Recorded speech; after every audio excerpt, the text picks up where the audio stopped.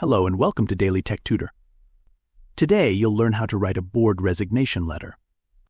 This letter is a formal notice submitted by a board member announcing their decision to step down from their position.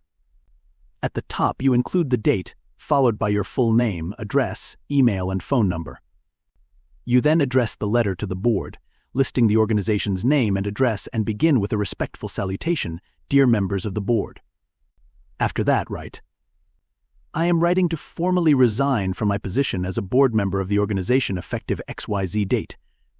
This decision has been a difficult one and is based on personal and professional commitments that require my full attention.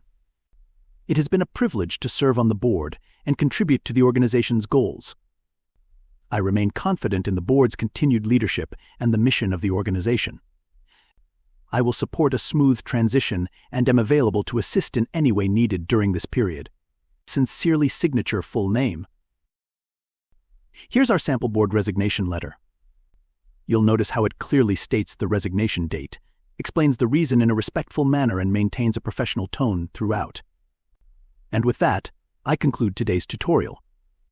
If you found it helpful, please like and subscribe for more tips on writing clear and effective professional and business letters.